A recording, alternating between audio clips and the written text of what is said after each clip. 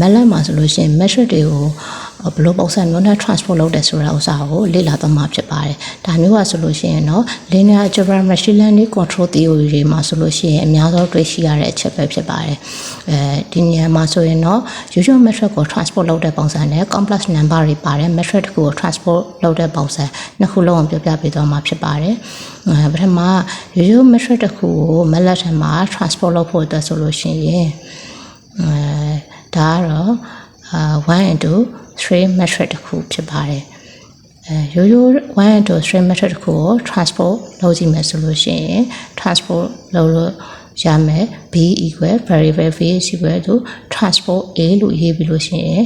အခေါက်လိုက်လို့ရပါတယ် run လိုက်လို့ရှိရင်ငကို1 into 3 metric တစ်ခုကနေပြီးအခုဆိုလို့ရှိရင်3 into 1 metric တစ်ခုကိုပြောင်းသွားပါပြီဒီ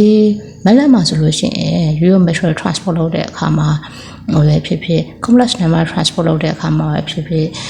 ဒီ base က transport is the commands ကိုမသုံးချင်ဘူးဆိုလို့ရှိရင်လည်းပဲ c is equal to a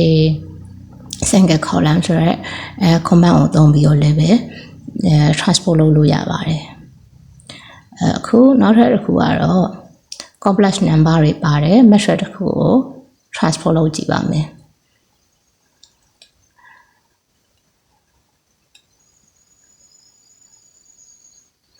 complex number တွေပါတယ် method တစ်ခုကို transport လုပ်မယ်ကြည့်မယ်ဆိုလို့ရှိရင်method b is equal to a